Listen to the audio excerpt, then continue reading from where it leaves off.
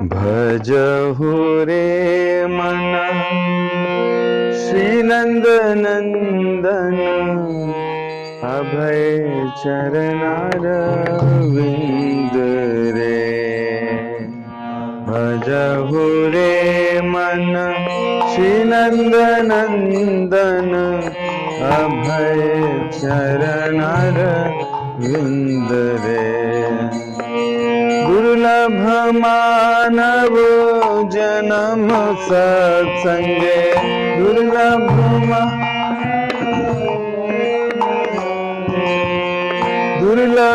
मानव जन्म सत्संगे।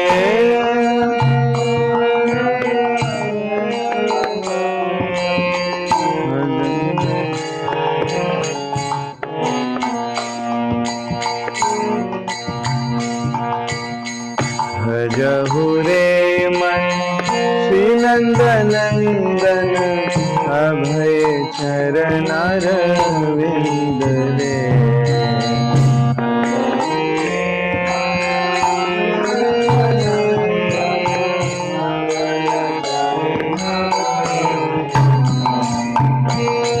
दुर्लभ मानव जन्म सत्संगे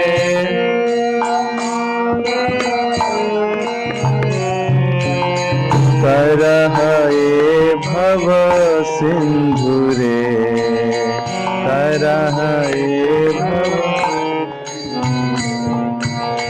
शीत आतप बात बरीशन ए दिन यामिनी जागिरे। शीत आतप बात बरीशन ए दिन विफल से बिनु कृपण दुर्जन। विफल चपल सुख लब लागी रे। चपल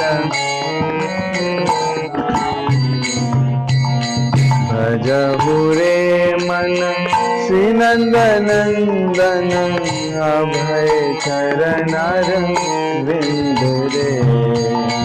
भजहु रे मन नंदन अभय चरणारविंद।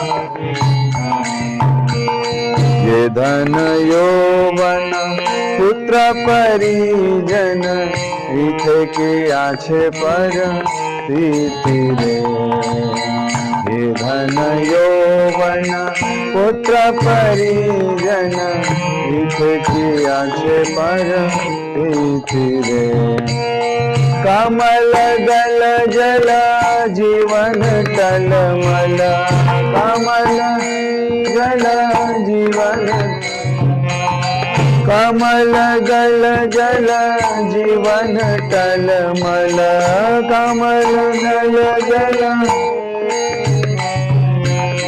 भजहु हरि पद नीति रे। भजहु हरि पद भजहु रे मन श्री नंद नंदन अभय चरणारविंद रे।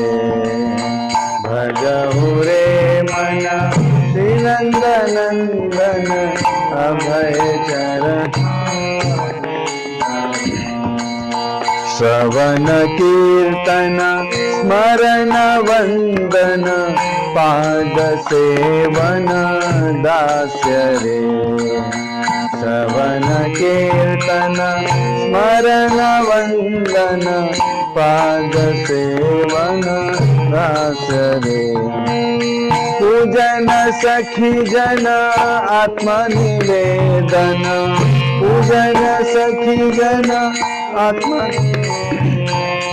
पूजन सखी जन आत्मनिवेदन।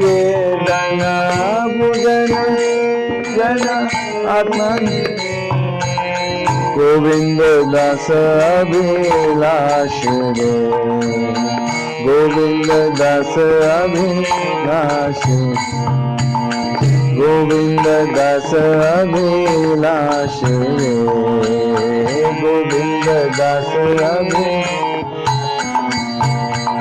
भजहु रे मन श्री नंदनंदन अभय चरण रविंद रे भजहु रे मन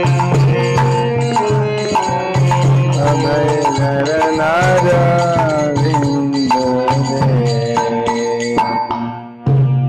हरे कृष्णा। ओम अज्ञानतिमिरान्धस्य ज्ञानञ्जनशलाकया चक्षुरुन्मिलितं येन तस्मै श्रीगुरुवे नमः। श्रीचैतन्यमनोभीष्टं स्थापितं येन भूतले स्वयं रूपकदा मह्यं ददाति सुपदान्तिकं। वन्देऽहं श्रीगुरो श्रीयुतपदकमलं श्रीगुरून् वैष्णवांश श्रीरूपं साग्रजातं सहगण रघुनाथान्वितं तं सजीवं साद्वैतं सावधूतं परिजनसहितं कृष्णचैतन्यदेवं श्रीराधा कृष्णपादान् सहगण ललिता श्री विशाखान्वितं। हे कृष्ण करुणा सिंधु दीनबंधु जगतपते गोपेश गोपिका कांत श्री राधा कांतनो तप्त कांचन गौरांगी राधे वृंदावनेश्वरी वृषभानुसुते देवी प्रणमामि हरि। वंशा कल्पतरुभ्यश्च कृपा सिंधुभ्यैव च पतितानां पावनेभ्यो वैष्णवेभ्यो नमः। जय श्री कृष्ण चैतन्य प्रभु नित्यानंद श्री अद्वैत गदाधर शिवासादि गौर भक्त वृंद। हरे कृष्ण कृष्ण कृष्ण हरे हरे हरे राम राम राम हरे। नमो विष्णुपदाय कृष्ण पृष्ठाय भूतले श्रीमते भक्ति वेदांत स्वामी नाम। नमस्ते सरस्वती देवे गौरवाणी प्रचारिणे निर्विशेष शून्यवादी पाश्चात्य देशतारिणे।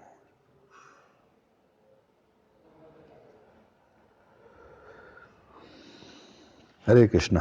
तो आप सभी भक्तों का स्वागत है आज के इस थर्ड सेशन में नवदा भक्ति के। और जैसे कि हम जानते हैं कि पिछले 2 दिन से हमने शुरू किया है और श्रवणम कीर्तनम विष्णु स्मरणम, जैसे कि आज के भजन में भी हम लोग बात कर रहे थे श्रवण कीर्तन स्मरण वंदन पाद सेवन दासरे पूजन सखीजन आत्मनिवेदन गोविंद दास अभिलाष रे। तो एक गोविंद दास जी बड़े अच्छे भक्त हैं, उन्होंने जो है बड़ा सुंदर भजन लिखा है और आजकल की परिस्थितियों पर है ये भजन। इस पूरे भजन में क्या हमारी स्थिति है, किससे हमारा स्ट्रगल है, किन से हमारी आसक्तियां हैं और इनको छोड़ के करना क्या है, वो पूरा एक ही भजन में दे दिया है। तो शुरुआत होती है भजन की भजहु रे मन श्री नंद नंदन।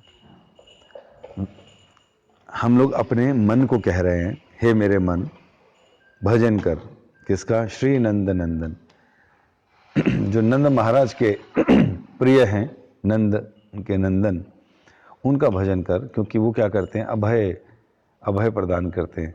अभय चरणार विंद रे, या फिर अभय चरणार विंद के चरणों में हमें छोड़ देते शिला प्रभुपाद जी के, क्योंकि वहाँ से भी हमें अभय मिलने वाला है। तो इस प्रकार मन से प्रार्थना की जा रही है। क्यों की जा रही है मन से प्रार्थना? क्योंकि वो जानते हैं कि लोगों का सबसे बड़ा शत्रु क्या है? उसका मन है। मन एव ही मनुष्यानाम कारणम बंधम मोक्षया। भैया ये मन ही है जो मनुष्य के जीवन का बंधन का कारण बनता है और उसकी मुक्ति का कारण बनता है। मन के जीते जीत है, मन के हारे हार। अगर किसी व्यक्ति ने इस मन को जीत लिया, मन पे नियंत्रण कर लिया अपनी बुद्धि के द्वारा, तो उसका जीवन सरल है, उसका जीवन संतुष्ट है, उसका जीवन आनंद में है। और जो व्यक्ति मन के द्वारा हार गया, तो फिर उस व्यक्ति को कितने जन्म हो जाएं, कितने ही भोग मिल जाएं, कभी संतुष्ट नहीं रहेगा, परेशान रहेगा। और ये मन उसको जन्मों जन्मों से घसीट रहा है, इस संसार की 84 लाख योनियों में घसीटता रहेगा मन। इसलिए हम लोग मन के द्वारा चलायमान है। भगवान कृष्ण ने गीता में कहा बंधुरेव, अर्थात ये तुम्हारा मित्र भी है और ये तुम्हारा शत्रु भी है। ये मित्र तब है जब ये सही जगह लगाए और शत्रु तब है जब ये गलत जगह लाए, भगवान से दूर कर दे। हम सब लोग दूसरे लोगों को अपना शत्रु समझते हैं। वो मेरा शत्रु, उसने मुझे ऐसा बोला। वो मेरा शत्रु है, उसने मेरा अपमान किया। वो मेरा शत्रु है, उसने मेरा पैसा मार लिया। वो मेरा शत्रु है, उसने मेरी अपॉर्चुनिटी मार ली। लेकिन वास्तव में सबसे बड़ा शत्रु हमारा मन है जिसके साथ हम सुबह से लेकर शाम तक रहते हैं और जिसको अपने सर्वस्व से निछावर कर रखा है, सरेंडर कर रखा है। बताइए, जिसकी किसी से लड़ाई हो उसको ये बोलता भाई मार ले जितना मारना, पीट ले जितना मारना, जितना पैसा निकालना निकाल लियो, ऐसा बोलता कभी इसको नहीं। उससे क्या रहता है, सजग रहता है, अरे भैया इसके पास नहीं जाना, इससे दूर रहना है, ये कितना ही छोटा क्यों ना हो, कितना बड़ा क्यों ना हो, लेकिन मेरा नुकसान कर सकता है। We maintain distance because we know that he is my शत्रु। लेकिन जब उससे इतना डिस्टेंस मेंटेन करते हैं, उससे इतना सजग रहते हैं, जो वास्तव में असली हमारा शत्रु है मन, उसको हमने सब कुछ सरेंडर कर रखा है। सरेंडर करना था भगवान को, गुरु को, सरेंडर किसको कर रखा है, मन को। मेरी वाणी तेरे लिए, मेरे कर्म तेरे लिए, मेरी बुद्धि तेरे लिए, तो आवाज तो कर, सब कुछ तेरे लिए, सर्वस्व तुम्हारा सौंप दिया, सब कुछ तुम्हारे को सौंप दिया है मेरे मन। इसलिए ये मन हमारे दुखों का और समस्याओं का कारण है, क्योंकि बंधाया विषय संग। कब, जब ये बंधन में आ जाता विषयों के, आंख कान नाक जीव त्वचा के रूपों को देखता है, स्वरूपों को देखता है, तो उससे अटैच हो जाता है, प्लानिंग करता रहता है, thinking and feeling and willing, ये इसके 3 कार्य क्षेत्र है। बार बार सोचता रहता है, टेंशन में चले जाता है, डिप्रेशन में चले जाता है। अपने को व्यक्ति बहुत शातिर समझता है, इस सोच के कि मेरा मन बड़ा तेज चलता है, मैं बड़ा बुद्धिमानी से काम लेता हूँ। अरे नहीं, ये मन जो है जब तक ये 5 तत्वों के बारे में सोचेगा, 5 तत्वों से उपार्जित चीज़ों के विषय में ही सुनेगा, उन्हीं को इकट्ठा करने की सोचेगा, तब तक ये मन हमारा शत्रु है, क्योंकि तब तक ये भगवान को नहीं चिंतन कर रहा, भगवान से दूर ले गया हमें। इसलिए कहा बंधाया विषय संग। विषयों का संग करोगे तो बंधन का कारण बनेगा, निर्मुक्त है, और मुक्त हो जाओगे विषय से। विषयों से अगर इसका सही जगह इस्तेमाल करते हो तो इस भजन में क्या कहा, भजो हो रे मन, हे मेरे मन तू भजन कर। किसका, श्री नंदन नंदन का। क्योंकि क्या हो रहा है, ये मन तुझे मैं जो रिक्वेस्ट कर रहा हूँ इसलिए कर पा रहा हूँ क्योंकि तुझे मनुष्य जीवन मिला है, और मनुष्य जीवन में तू सुन समझ सकता है, इसके अलावा नहीं। और दुर्लभ मानव जन्म सत्संग, अरे बड़ा मुश्किल है मनुष्य देह प्राप्त होना, और उससे भी ज्यादा मुश्किल है अच्छे संतों का संग होना। तो तुझे तो मिल गया, नहीं तो क्या होता है, तरा है एरे भव सिंधुरे, अगर ये मिल गया संग तो तेरे को जन्म मृत्यु जरा व्याधि के भव रोग से दूर कर देगा, मुक्त हो जाएगा व्यक्ति। क्या करना है संसार में, कब होगा, जब भगवान की शरण ले लेगा, मन को सही जगह एंगेज कर लेगा। लेकिन आगे कहा, शीत आतप बात बरीशन, ये दिन यामिनी जागिरे। ये मन के चक्कर में भगवान ने कहा ना, मनः सृष्ठानि इंद्राणी प्रकृति स्थानी कर्षति। ये जीवात्मा मेरा अंश है, लेकिन ये जो मुख्य 6 इंद्रियां मिली ना, आंख कान नाक जीव और त्वचा प्लस मन, 6ठी इंद्री, इसके साथ ही संघर्ष ही करता रहता है। अब मुझे ये चाहिए, अब मुझे वो चाहिए, मुझे ये खाना, मुझे उसको मिलने जाना, मुझे ऐसा करना, यही लगा रहता है पूरा दिन। दिन पे दिन बीत रहे, रात रात हो रही है, टाइम पे टाइम निकला जा रहा है, कब मृत्यु आ जाएगी, पटाखा बोल जाएगा पता नहीं, लेकिन प्लानिंग में चल रहे हैं। भगवान को चुटकुला सुना के हंसाना हो तो अपने प्लान बताने शुरू कर दो, भगवान एक दिन मैं ये करने वाला हूँ और फिर वो करने वाला हूँ। यमराज और भगवान दोनों हंसेंगे, 3 दिन बाद तो मरने वाला है, ये प्लानिंग अगले साल की बता रहा है। हमें पता है क्या, नहीं पता। तो ये है अज्ञानता का सबसे बड़ा लक्षण। इतना बड़ा अज्ञानता का लक्षण है कि हम प्लानिंग आगे की करके बैठे। तो इस प्रकार मन ही है, इसलिए उन्होंने कहा शीत आतप बात बरीशन। अब ये मन जो है, इसको देह मिल गया और 5 इंद्रियों के साथ संघर्ष कर रहा है। और क्या कर रहा है, इंद्रिय तृप्ति के लिए क्या करता है, इंद्रिय तृप्ति, आंखों से कुछ अच्छा देख लूं, मैं अमेरिका जाऊंगा, ब्रिटेन जाऊंगा घूमने के लिए, वहां से जाके कोरोना करा के लाऊंगा। अब उतनी दूर क्यों, चाइना चला जा। है कि नहीं। तो विदेशों में जाकर मैं सीनरी देखने जाऊंगा जी, आंखों को अच्छा लगता है। और क्या, कानों से म्यूजिक सुनूंगा, जीवा से हर जगह का खाऊंगा, इटालियन खाऊंगा, चाइनीज खाऊंगा, वुहान मार्केट जाऊंगा, वहां चमगादड़ का मांस खाऊंगा। भाई इतनी दूर क्यों जा रहे हैं, पकड़ के खा ले। तो व्यक्ति जो है संघर्ष कर रहे हैं इन इंद्रियों से, इसलिए इंद्रियों से संघर्ष कर रहे का मतलब इन इंद्रियों को सुख देने के लिए उसको पैसा चाहिए, और पैसे के लिए सर्दी गर्मी बरसात धूप झेलता है और किन की सेवा करता है? कृपण दुर्जन। जो कृपण है, कृपण वो लोग हैं जो आत्म साक्षात्कार में नहीं लगे हुए, जो अपने को देह मानकर इसी संसार में काम धंधा कर रहे हैं। ऐसे लोगों की नौकरी कर कर ईमानदारी के साथ, ऑनेस्टी, सरलता के साथ, पूरी तरह से समर्पित होकर ऐसे लोगों की सेवा कर रहे हैं। चपल सुख लब लागी रे, किस लिए? कि थोड़ा सा चपल सुख मिल जाए, बस इंद्रियों का सुख मिल जाए। तो भगवान कह रहे हैं, मन को प्रार्थना कर रहे हैं, भाई तू संघर्ष कर रहा है जन्मों जन्मों से इसी चक्कर में, अभी तक समझ नहीं आया तेरे को फिलॉसफी। तो इस प्रकार संघर्ष नहीं मिला, संघर्ष कर रहा है वो। और फिर कमल दल जल जीवन टलमल। लो भैया, आप ये मत सोचना कि आप बहुत टाइम तक भोग कर लोगे। जैसे कमल के पत्ते के ऊपर एक पानी की बूंद आ जाए, कभी भी गिर सकती है, कभी भी गिर सकती है। तो कमल दल जल जीवन टल, ये जीवन कभी भी खत्म हो सकता है, कभी भी। इसलिए क्या कर भाई, तू भजन कर। भजहु हरि पद नीति रे, नीति मतलब रोज, रोज भजन कर, हरि के पदों को गाओ, हरि का भजन करो। कैसे करना है जी भजन? श्रवण कीर्तन स्मरण वंदन। क्या करना है? श्रवण करना है, स्मरण करना है, कीर्तन करना है, ये सब करना है। तो मन से रिक्वेस्ट की जा रही है कि स्मरण कर, तब ये करेगा तब कुछ आगे बढ़ेगा। तो आज का टॉपिक भी हमारा क्या है? स्मरण, स्मरण। तो स्मरण करना है, इसलिए प्रार्थना की जा रही है मन से। क्योंकि भैया मन जो है हमारा क्या है? दूषित है। और ये दूषित मन अभी से नहीं है, लगभग कब से दूषित है हमारा मन और कब से हम यहां पर है? जब से हम यहां पर है तब से मन साथ में, और तब से मन दूषित ही है। एक युग की उम्र है कलयुग की 4,32,000, चारों युगों की टोटल 43,20,000। 43 इंटू 43 कितना होता है? 86 lakhs 40,000 ईयर्स ब्रह्मा जी का एक दिन बीतता है। महीना लगा लो 365 दिन, एक साल लगा लो, और 100 साल की उम्र लगा लो, कितनी सिंटेक्स आ जाएगा। तो ऐसे एक ब्रह्मा जब 100 साल जीते हैं, हम तब से यहां हैं। नहीं, तब से नहीं है, यही कोई 3,75,500 crore into 9,35,656 into 10,03,540 Brahma equal to इतने ब्रह्मा निकल गए। और जितना आया उसका भी इंटू इंटू कर लो कि तब से ब्रह्मा जी आए जा रहे हैं और तब से यही है, तब से हम लोग यहाँ हैं, तब से हमारा मन वही है। और उसके अंदर इतने इतने जन्मों के संस्कार छपे हुए, eating meeting defending and sleeping.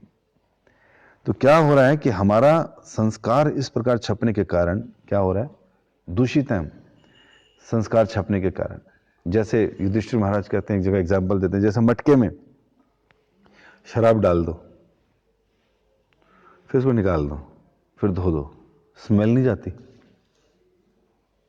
उसी तरह जो हम कर्म कर देते हैं, जो एक्सपीरियंस कर लेते हैं, जो इच्छाएं कर लेते हैं, वो हमारे चित्त पर छप जाते हैं। और वो चित्त पर छपने के कारण क्या होता है? संस्कार बने रहते हैं। वो संस्कार मिटाना बड़े मुश्किल है। इसलिए जिस भी योनि में जाते हैं, चित्त पर ऐसे छप गया है कि रोटी कैसे खानी है, कहाँ डालनी होती रोटी, हाँ मालूम है, मुंह में डालनी है। 9 द्वारों में कहीं और डालता है? नहीं, इधर ही डालता है। चाहे मच्छर हो, चाहे चींटी हो, चाहे हाथी हो, चाहे देवता हो, चाहे मनुष्य हो, सबको भोग कर कर बच्चे पैदा करने आते हैं। कोई उनके लिए सेक्स एजुकेशन नहीं है, क्योंकि हर योनि में संस्कार छपा है, ईटिंग का, मेटिंग का और डिफेंडिंग का। एक छोटे से बच्चे को लो, उसको ऐसे ऊपर फेंको, डरता है, जैसे गोदी में आता है हंसता, बच गया बच गया बच गया। फिर ऊपर फेंको, डरता है, फिर गोदी पकड़ लो, हंसता है। मृत्यु का डर है, डिफेंड करता अपने को, डरता है। छत से ऐसे लटकाओ, टांगे ऊपर कर लेगा। अबे इसको किसने बताया टांगे ऊपर करनी है? ये नीचे गिर के चोट लगती है। पिछले जन्मों में बहुत गिरा है ना, संस्कार छपे हुए हैं। किसके? आहार के, निद्रा के, अच्छा सोने के लिए फोर्स नहीं करना पड़ा, अपने सो जाता व्यक्ति, भय और मैथुन के। तो ये मन में संस्कार छपे हुए हैं, इसलिए हम जिस भी योनि में जाएं, very easily we do the same thing like animal does. इसलिए कह रहे हैं भजो हुए रे मन श्री नंदन नंदन। भाई ये संस्कार हटाने तो भजन करो नंदन नंदन का, नहीं तो पुनरपि जननम पुनरपि मरणम। तो इसलिए बता रहे हैं जो प्रोसेसेस दिए गए हैं शास्त्रों में। अच्छा क्यों होता है ऐसा? कह रहे हैं कि मन का ना ये सब्जेक्ट है, कुछ ना कुछ उसको चाहिए सोचने के लिए, उसका काम है विचार करना। तो इन आंखों से, इन कानों से, इन जिह्वा से वो संस्कार इकट्ठे करता है पूरा दिन। करता है कि नहीं करता? नॉलेज एक्वायरिंग सेंसेस है ना, तो नॉलेज गेन कर रहा है, देखकर, सुनकर, खाकर, स्मेल कर कर नॉलेज एक्वायर कर रहा है। तो वो मन पे संस्कार छपी जा रहे हैं। और thinking, feeling and then willing. किसी बड़े आदमी को देख ले तो वैसा बनना है, किसी की बड़ी कार देख ली तो वैसा बनना है। तो पूरा दिन भौतिकतावादी लोगों का दिन इसी में निकल जाता है कि मैं बड़ा कैसे बनूं, मैं भोग के संसाधन कैसे इकट्ठे करूं, अपनी इंद्रियों को कैसे संतुष्ट करूं, इसमें निकल जाता है। और जब तक ये मन केवल इस सांसारिक चीजों की ही चर्चा करेगा, इन्हीं सांसारिक चीजों का चिंतन करेगा, इसलिए कहा बंधाय विषय संगो। जब तक विषयों के संगति करता रहेगा तो क्या होगा? वापिस आना पड़ेगा। मुक्त निरसंगो, मुक्त हो जाएगा अगर इनसे हट गया तो। बताइए, ये है कारण मेन मन का। तो मन की गतिविधि को जानना, थिंकिंग, फीलिंग, विलिंग जो हो रही है, जिसके कारण हम लोग इच्छाएं डेवलप कर रहे हैं और संसार में लगे हैं, ये मन के सामने यही संसार है, विषय संसार, और इसी के बारे में सोचता रहता है। इसीलिए कृष्ण ने कहा यम यम वापि स्मरणन भावम त्वजिति यन्ते कलेवरम तम तमेवेति कौन्तेया सदा तद भाव भाविता। अच्छा क्या बोला भगवान ने? कहा भैया मनुष्य जीवन में आने के बाद, इतने भोगों में आसक्त होने के बाद, मृत्यु के समय जैसा जैसा स्मरण करोगे मैं उसको वैसा वैसा शरीर दे दूंगा। भगवान ने पेपर लिख कर दिया, योनियों में जन्म कैसे लेना है पेपर लिख कर दिया, कि जैसा जैसा मन अंत समय में सोचोगे, कलेवरम, इस कलेवर को छोड़ते हुए, मैं वैसा शरीर दे दूंगा।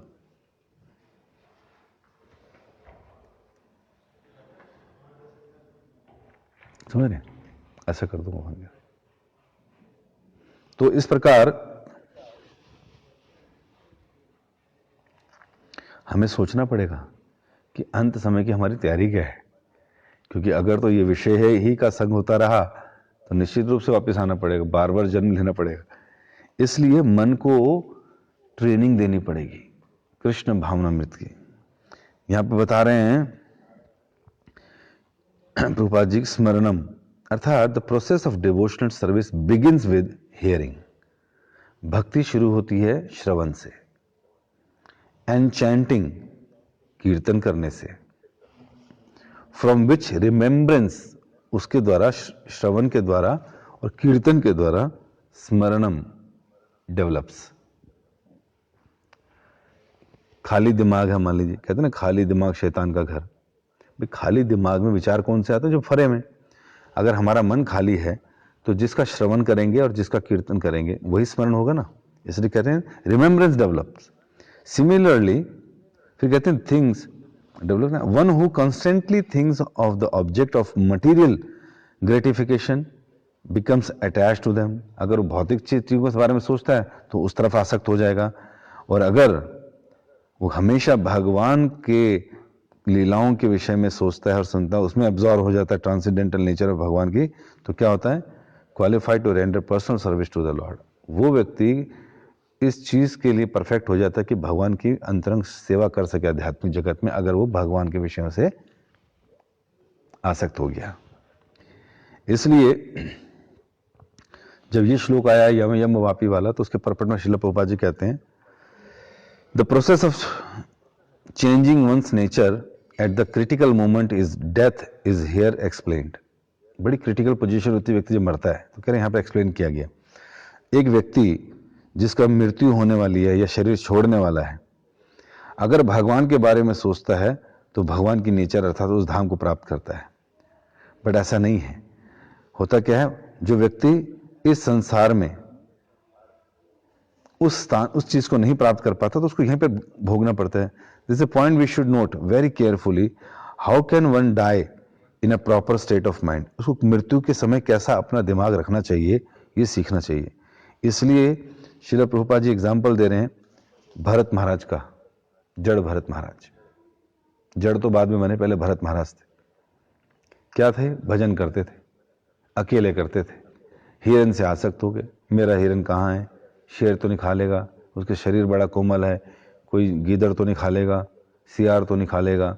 बेटा इधर आओ, रोटी का टाइम हो गया, बेटा इधर आओ, तुम्हारे लिए हरी हरी घास, बेटा देखो ऊपर चढ़ के फल तोड़ के लाया, माला टांग दी ऊपर पेड़ पे। अब क्या कर रहे हैं, किसका ध्यान चल रहा है सुबह शाम? श्रवणम कीर्तनम हिरन स्मरणम। किसका कीर्तन हो रहा है? हिरन का। किसका श्रवण हो रहा है? इसके बोली सुन रहे हैं।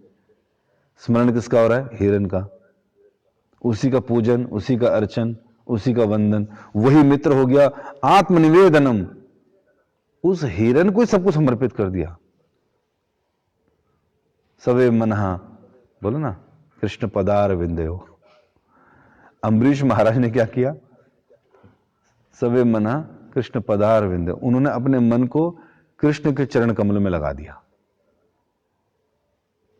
जीवा को कृष्ण के गुण अनुवाद में लगा दिया, कानों को भगवान की कथा सुनने में लगा दिया, हाथों को मंदिर के मार्जन में लगा दिया। श्रवणम कीर्तनम विष्णु सुन। अम्बरीश महाराज एक ऐसे आचार्य हैं जिन्होंने इन 9 लिम्स ऑफ डिवोशनल सर्विस को प्रैक्टिस किया सबको, और तो भगवान के धाम गए। और भरत महाराज ने क्या किया? हिरन को अपना सेंटर ऑफ लाइफ बना लिया। श्रवणम कीर्तनम हिरन स्मरणम होता रहा। और फिर सब पूजन भी उसका हुआ, अर्चनम भी उसका हुआ, दासम भी उसके हो गए, सेवा कर रहे हैं उसके, साख्यम उसी के मित्र बन गए, पूजन भी उसका चल। आत्मनिवेदनम, अपना सर्वस्व निछावर कर दिया हिरन को। और फिर क्या हुआ?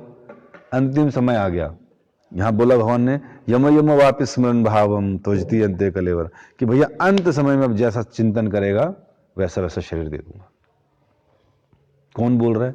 Examiner, controller of this universe. कर्मणा देव नेत्रणा, जिनके सुपरविजन में लोग इस योनि से उस योनि में जाते हैं, उस योनि से उस योनि में जाते हैं, जो भेजते इस बेसिस पर है, वो बता रहे हैं कि कैसे भेजता हूं। हमें तो कुछ चिंता ही नहीं है, हम तो लॉकडाउन बस खुल जाओ, लॉकडाउन खुल जाओ, बड़े दिन हो गए घर में बैठे बैठे, लॉकडाउन खुल जाए। अबे गधे, जिंदगी भर गधे की तरह काम किया, अब भगवान की कृपा से तू राजा बन के बैठा है घर पे। नहीं नहीं, मैं तो गधे ही बड़ा अच्छा हूं जी, बड़ा गधा काटने को दौड़ो। व्यक्ति को शांति उसकी डाइजेस्ट ही नहीं होती। इन गंदी सड़कों पे स्पीड ब्रेकर्स, रेड लाइट पे रुक के पुलिस वालों के डंडे खा खा कर ये गाड़ियां चलाते हैं। इन लोगों को बिठा दो यमुना एक्सप्रेस वे पे, टक्कर मार के घुस जाते हैं, वहां गिर जाते हैं। क्या हो गया जी? नींद आ गई थी जी। वो इतनी शांति ना, वो डाइजेस्ट नहीं होती इतनी शांति। वो जैसे लगता है लेफ्ट में और राइट में ना विंडोज पे स्क्रीन लगाई हुई है हमने, एक ही जैसा दिख रहा होता है। यहां पर चंचलता है, रजोगुण है, यहाँ गालियां पड़ रही होती हैं, साइकिल वाला टकरा रहा होता है, लड़के बाहर पूरा हेलमेट मार रहे होते हैं एक दूसरे को, ये चल रहा होता है। इधर तो कोई मिलता ही नहीं है, इसलिए टक्कर मार देते वहां। तो शांति के लिए नहीं बने ये लोग। मोदी को लिखने लग गए, भैया ये शराब के ठेके खुलवाओ, सुरती दाओ, हमको खाना है कुछ ना कुछ, प्रसाद खाना है। एक बार लेक्चर में इतना बड़ा लेक्चर दिया, बंदा ताली बजाने लगा, सब उठे तो कहता यार इसको समझ आया। कहता क्या समझ आया? कहता समझ आया। कहता हाँ तुम ताली बजा रहे थे। क्या ताली नहीं बजा रहे थे, हम तो बस सुरती जो है ना मुंह में डालना था ताली, उसके लिए बजा रहे थे। नहीं समझ आ रहा लोगों को। लॉकडाउन खुलवाने के पीछे कब खुलेगा, हाय कब खुलेगा, हाय ये खुल जाए जल्दी। शांति महसूस, शांति डाइजेस्ट नहीं हो रही, ट्रेनिंग ही नहीं है। दुनिया वैसे भक्त लोग थोड़ी सी माला करते, भजन कुटी ढूंढते हैं, भजन का करें, भजन का करें, जगह ढूंढते हैं एकांत। अब एकांत मिल गया, भजन मिल गया, घर में 3-4 के साथ कर लो भजन, नहीं नहीं यार, वो सड़कों पे करना है, लड़ाई करनी है, गालियां खानी है, पैसों के लिए संघर्ष करना है। किस लिए चाहिए पैसा? 10,000 में सब कुछ होता रहे। और हाँ यार, बात तो ठीक है, लेकिन नहीं, जो मजा गालियां खाकर, खून निकालकर, मुंह से झाग निकालकर फिर पैसे लाने का मजा है ना प्रभु जी, वो मजे कुछ हो रहे हैं। तो भैया तो कर ले, यही कर ले, तो अभी खुलवाता हूँ लॉकडाउन तुम्हारा मैं।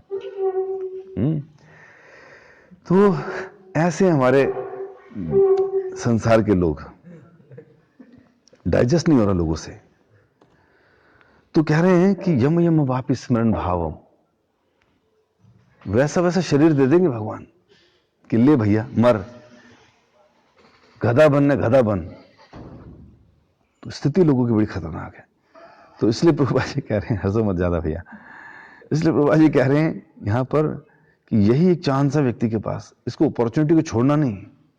मनुष्य जीवन मिला है, तो मनुष्य जीवन में जो होता है ना, जब हम लोग वहां जाते हैं, कहां, राजीव चौक, उससे 10 सड़कें निकल रही, लेफ्ट राइट, राइट तो नहीं निकल, लेफ्ट ही निकल रही सारी।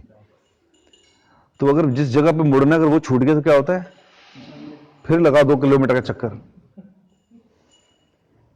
फिर आता है वापस, फिर पूछने की कोशिश करता है, यहां पूछता हूं, पीछे जाने बजा, फिर आगे निकल जाता है, वो कहां, वो पीछे छूट गया, ओहो, फिर 2 किलोमीटर और। उसी तरह 84 लाख का चक्कर चल रहा है हमारा। मनुष्य जीवन मिलने के बाद हमको सही कट ही नहीं मालूम कहां से मारने, लगे हुए कट पे कट मारने में, कट पे कट। 84 लाख की उन्हें, कभी पानी के अंदर, कभी रेंगने वाले जीव, कभी पक्षी, कभी पेड़, यही चल रहा है, और कभी मनुष्य। और उसी मन के साथ चल रहे, संस्कार पर संस्कार इकट्ठे कर रहे हैं। फिर जैसे मनुष्य जीवन में आते हैं तो भक्ति नहीं करते, वही काम करते हैं जो जानवर की योनि में हो रहा था, आहार निद्रा भय मैथुन। बट पॉलिश वे में करते हैं तो सोचते मैं महान हूं, है कुत्ता तो सड़क पर रोटी खाता है, मैं बस थोड़ा सा ऊपर खाता हूं, ज्यादा फर्क नहीं है, कुछ ज्यादा फर्क नहीं पड़ेगा। वो रोटी नीचे खा रहा है तो ऊपर खा रहा है, इसमें क्या होगा। अच्छा, घर में जो पालतू होते हैं ना, वो तो सेम टेबल पे खाते हैं। एक बार एक रिश्तेदार पहुंच गया, किसी को कहता है यार तुम्हारा कुत्ता मुझे क्यों घूर रहा है, बड़ी देर से घूर रहा है। कहते हैं एक्चुअली प्लेट उसी की है ये जिस पे आप खा रहे हो तो घरों में तो जानवर जो है वो तो साथ में खाता है, तो क्या तीर मार लिया है। नहीं नहीं यार, वो तो सड़कों पे भोग करता है। अच्छा, तुम कमरों में कर लो, लेकिन जिन लोगों ने मॉडर्नाइजेशन में, मॉडर्न सिविलाइजेशन में उन्नति कर ली, वो तो सड़कों पे कर रहे हैं, वो तो पार्कों पे आ गए, तो जानवरों से कम नहीं है। इसलिए लोगों को फर्क नहीं पड़ता। प्रभुपाद जी को कहते थे उनके शिष्य, जो प्रभुपाद कहते हैं ना, अगर तुमने भक्ति नहीं की, you will be dog in next life. तो अंग्रेज लोग सुन के उनको फर्क ही नहीं पड़ता, dog, what is the difference, then there is no problem. क्योंकि अमेरिका का तो डॉग भी यहाँ के राजा से बहुत अच्छा है। वो घर चाहिए उसको, डबल बेड चाहिए उसको, उसका अलग बना रूम है, उसके अलग से खाना है, उसके अलग से कपड़े, उसके लिए टीवी चला के जाना, एसी चला के जाना पड़ता है। वो कहते हैं dog is so enjoying his life. तो अगर हम डॉग बन भी गए तो क्या दिक्कत है। प्रभुपाद कहते ठीक है भाई, तेरे को डॉग बनना तू बन। लेकिन जब अच्छे सीरियस हो गए शिष्य, तो उनको अमेरिका से इंडिया ले आए, आओ तुम्हें इंडिया दिखाऊं, मंदिर घुमाए। फिर यहाँ देखे खुजली वाले कुत्ते, उन्हें पूंछ दबाते भाग रहे हैं, कोई लात खा रहा है, कोई थप्पड़ खा रहा है, कोई सड़ा हुआ कुत्ता, कोई खुजली वाला कुत्ता, कोई कुत्ता खांसी कर रहा है। वो कहता भाई ये क्या चक्कर है, ऐसे डॉग भी होते हैं। कहते हैं हाँ। कहते फिर अगले जन्म में डॉग नहीं बनना, माला ही कर लेंगे, ज्यादा अच्छा है, हम भक्ति करके निकले यहां से। तो ये स्थिति है लोगों की। इसलिए भगवान ने कहा तस्मात् सर्वेषु कालेषु माम अनुस्मरन्ते। लोगों को लगता है वो जो फिर ये नहीं करेंगे तो क्या होगा, हम कमाएंगे नहीं तो क्या होगा। वो कमा तो लिया, काम आया ना, डॉक्टर काम आ रहे हैं,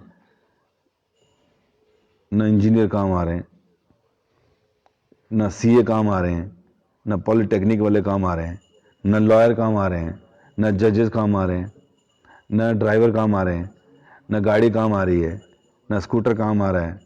और क्या नहीं आ रहा काम, कुछ काम नहीं आ रहा। बस घर बैठ के दाल रोटी खाओ, प्रभु के गुण गाओ। ये है लॉकडाउन में फायदा। तो इसलिए उन्होंने कहा कि तस्मात् सर्वेषु, इसलिए क्या करो, हर समय बुद्धि लगा डालो भगवान की सेवा में।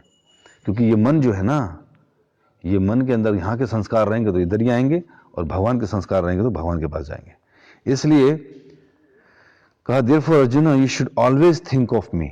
Right now we are thinking about this material world. We have so much of planning to, what to do next day, how to harass others, how to win the game, but Krishna says just think of me. ये है सफलता का मार्ग।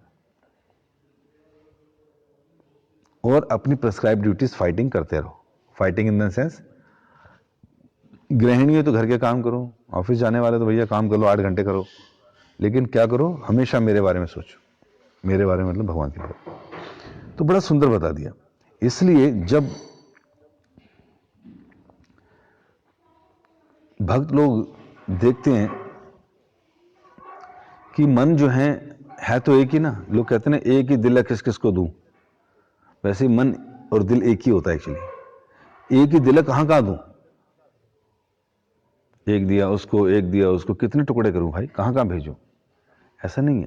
भगवान ने दिल एक दिया, मन एक दिया है, लेकिन इसको पूरी तरह से कृष्ण को ही समर्पित करना चाहिए।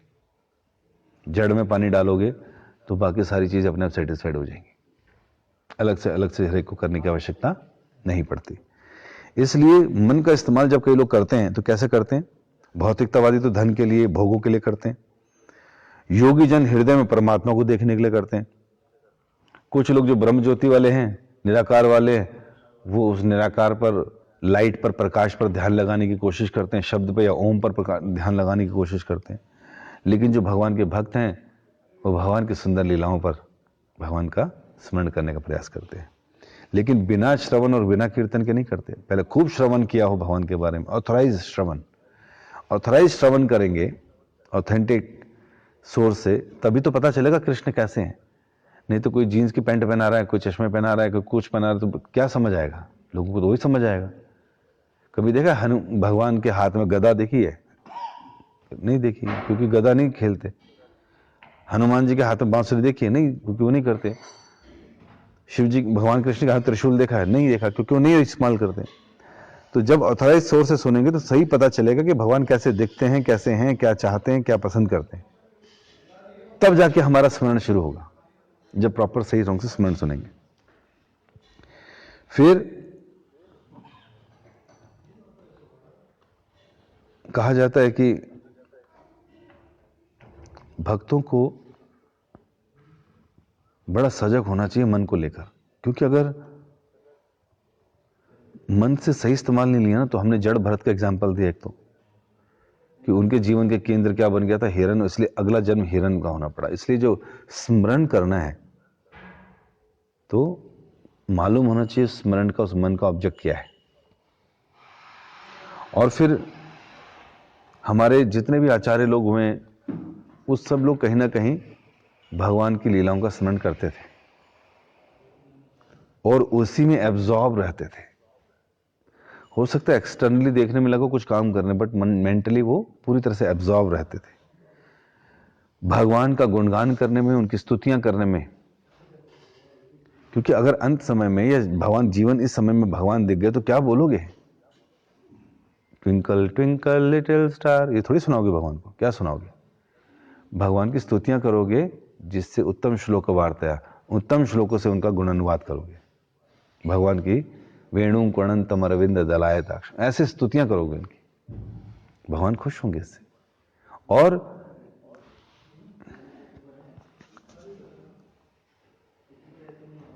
इतना कुछ अब याद रखा होगा मन में, श्लोक, स्तुतियां इत्यादि, तभी तो याद भी होंगे ना। आपको याद है गजेंद्र के साथ क्या हुआ था?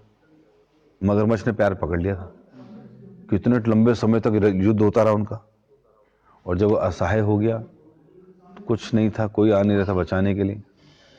तो देखिए भगवान ने, परमात्मा ने उनको उसके मन में क्या दिया कि भाई तू पिछले जन्म में तेरे को स्तुतियां याद थी, वो बोल। और उन्होंने भगवान की स्तुतियां उस मन से याद करना शुरू किया। तो क्या हुआ? भगवान तुरंत रक्षा के लिए आ गए। इसलिए हमारा जो ये सटल बॉडी है, जो बड़ा स्ट्रांग है, अर्थात मन की वजह से बड़ा स्ट्रांग है, जो दूषित मन है, और यही मन हमारा सटल बॉडी है, अगला ग्रॉस बॉडी तैयार करता है। ये सूक्ष्म शरीर है जो हमारे अगले स्थूल शरीर की तैयारी कराता है। तो हम लोगों को अभी से अपने मन को शिक्षा देनी पड़ेगी। इसलिए रघुनाथ दास गोस्वामी जी ने एक बुक लिखी जिसका नाम है मनः शिक्षा। मन को शिक्षा दी जा रही है। क्या? जैसे यहां बोला जा रहा है भजो हुए रे मन श्री नंदन नंदन, इसी तरह रघुनाथ गोस्वामी जी भी मन को शिक्षा दे रहे हैं कि मन तुझे कैसे भजन करना है, कैसे स्मरण करना है, कैसे लीलाओं के अंदर प्रवेश करना है। और बोल रहे कि तू किन विषयों की तरफ लगा हुआ है, किन जगहों पर लगा हुआ है जो तेरा नुकसान कर रहा है। तो मन शिक्षा में ये सारा बताया कि किस प्रकार तुझे क्या करना चाहिए और क्या नहीं करना चाहिए। पूरा 6ठा अध्याय तो भगवान श्री कृष्ण ने योग के ऊपर बताया, ध्यान के ऊपर बताया, लेकिन बोल दिया कि मन जब तक कंट्रोल नहीं होगा तो योग भी नहीं कर पाएगा। इसलिए अर्जुन ने कहा भगवान मैं तो अपने मन को लगा ही नहीं सकता। तो भगवान ने कहा अगर नहीं लगा सकते तो अभ्यास करो बार बार। ये तो नश्यति मनः चंचल अस्थिर, ये अस्थिर है, चंचल है, लेकिन फिर भी अभ्यास गुरु थे, अभ्यास करते रहो बार बार, तो क्या होगा, अभ्यास और वैराग्य से आप इसको कंट्रोल कर लोगे। और फिर 8th चैप्टर तो भागवत प्राप्ति जो है उसमें तो केवल यही छोड़ा बताया कि शरीर छोड़ के निकलना कैसे, यहां से कैसे तैयारी करनी है, क्योंकि ये हमारा फाइनल एग्जाम है ना। फाइनल एग्जाम मीन्स कि हम लोगों को शरीर छोड़कर कैसे निकलना है, इसकी तैयारी करनी है, ना कि यहां पर सेटल होने की तैयारी करनी है। लोग आर्ट ऑफ लिविंग सिखा रहे हैं जबकि हमें आर्ट ऑफ डाइंग सीखना है, क्योंकि लिविंग तो कर लिया ना। आर्ट ऑफ लिविंग का मतलब खाना पीना सोना और ये सब, और 84 लोग योनि में सब क्या करके आए, यही करके आए। तो लिविंग तो कर लिया हमने, आर्ट ऑफ लिविंग। अभी क्या करना है, आर्ट ऑफ डाइंग करना है, अर्थात कि मृत्यु जब आएगी तो उस समय कैसी चेतना बरकरार रखनी। इसलिए शास्त्र कहते हैं अंतः नारायण स्मृति, अपने को ऐसी तैयारी कराओ, इतना भजन कर लो कि अंत में नारायण की स्मृति हो आए।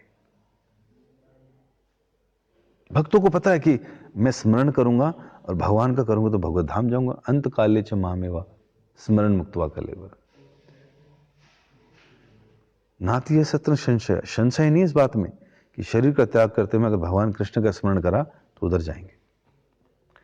तो मनुष्य जीवन का मतलब ट्रेनिंग ऑफ अ माइंड, कि how to train our mind to remember Krishna at the end of the life. आखिरी पॉइंट पे क्या किया तुमने, भगवान कह रहे हैं अंतिम समय का बहुत महत्व भैया।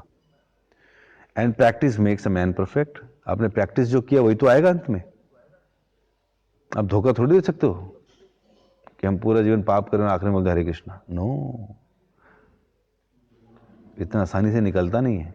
और जिनका निकल रहा है तो उसका मतलब उसने भजन किया था, कृपा हुई है कुछ ना कुछ, तब जाके निकला उससे, अदरवाइज नहीं। जैसे अजामिल के जीवन में क्या था, पूरा जीवन के स्टार्टिंग में तो अच्छा ब्राह्मण था, भक्त था, लेकिन लंबा समय तक वो वैश्या के संग में रहा, पाप करता रहा। लेकिन अंतिम समय में जो शुरू में भक्ति की थी उसकी कृपा से क्या हुआ, बेटे का नाम नारायण रख दिया, और केवल अंत में फिर से नारायण नारायण बोला, वो भी भगवान को इंगित करके नहीं, किसको, अपने पुत्र को। तो उसकी गति हो गई। इसलिए श्रील प्रभुपाद जी एक बड़ा सुंदर श्लोक बोलते थे राजा कुलशेखर की प्रार्थनाओं से। कृष्णा त्वदीय पद पंकज पंजरांतम अदेव में विशतु मानस राजहंसम प्राण पर्यान समये कफवात पित्तय कंठादन रोधन विधो स्मरणम कुतस्ते। कह रहे हैं कृष्ण तदीय पद पंकज पंचरात्मा अदेव में विशतु मानस राजहंसम। जिस प्रकार तालाब में सुंदर सुंदर कमल के फूल उगे होते हैं और हंस जो होते हैं जोड़े निकल रहे होते हैं, और हंस जो हैं उन कमल की डंडियों से फंस जाते हैं, उनके बीच में निकल नहीं पाते, हंसों के जोड़े उस कमल की डंडियों से। कह रहे हैं तो प्राण पर्यान समय कफ वात पित्ते। कहते हैं इसी प्रकार जो हमारा जीवन है ना, जब वृद्धावस्था आएगी, प्राण पर्याण समय, प्रयाण मतलब निकलना, प्राण मतलब प्राण वायु, जब हमारी प्राण वायु शरीर से निकल रही होगी, कफ वात पित्त, हमारा 3 धातुओं का बना शरीर, कफ वात और पित्त, क्या इन 3 धातुओं से शरीर बना है। कहते हैं गले में आ जाएगा कफ वात और उससे परेशानी होनी शुरू हो जाएगी, हम भगवान का नाम ही नहीं ले पाएंगे, कफ वात और पित्त। तो ऐसे समय पे अगर हमने भगवान का नाम नहीं ले पाए, कीर्तन नहीं कर पाए, उनका स्मरण नहीं कर पाए, तो फिर क्या होगा? स्मरणम को तस्य, कैसे स्मरण कैसे करेंगे भगवान? तो एक भक्त को ऐसी प्रार्थना करनी चाहिए हेल्पलेसली कि हम आपका स्मरण कैसे करेंगे। तो इस प्रकार की जो है प्रार्थना की जाती है। इसलिए भक्त लोग अपनी तैयारी करते हैं। जैसे भीष्म पितामह ने की पूरा जीवन सेवा करी, मैनेजमेंट किया और भगवान का स्मरण करते रहे, उनका भजन करते रहे, और अंत समय में स्वयं भगवान आ गए उनके समक्ष जब उनका प्राण प्रयाण होना था। तो उन्होंने किया। हरिदास ठाकुर पूरा दिन जीवन भजन करते रहे, श्रवण कीर्तन करते रहे, स्मरण के लिए आखिर में भगवान सामने आ गए उनके, है कि नहीं? तो इस प्रकार कई बार लोग ऐसा भी बोलते हैं, एक श्लोक है, इसी में लिखा है मैंने नीचे डाउन,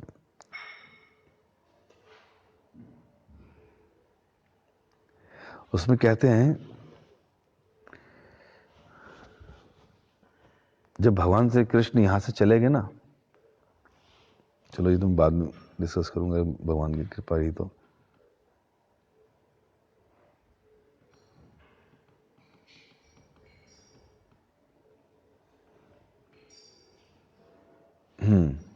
श्रीमद् भागवतम में एक श्लोक आता है 5वें स्कंद के 3रे अध्याय के 12वें श्लोक, जहां पे कह रहे हैं, हे भगवान, हो सकता है we are not able to remember your name, आपके नामों का स्मरण ना कर पाएं, आपके रूप का स्मरण ना कर पाएं, आपके गुणों का स्मरण ना हो पाए, due to stumbling, hunger, falling down, yawning और being in a miserable disease condition. कब? डेथ के समय, भूख के मारे, नीचे गिरने के कारण, यॉर्निंग के कारण, मिजरेबल डिजीज के कारण, मृत्यु के समय हम हाई फीवर हो जाएगा। तो ऐसे टाइम पर हम पहले ही आपसे प्रार्थना कर रहे हैं भगवान कि O lord, you are very affectionate to your devotees, कि आप अपने भक्तों के प्रति क्या हो? बहुत दयालु हो।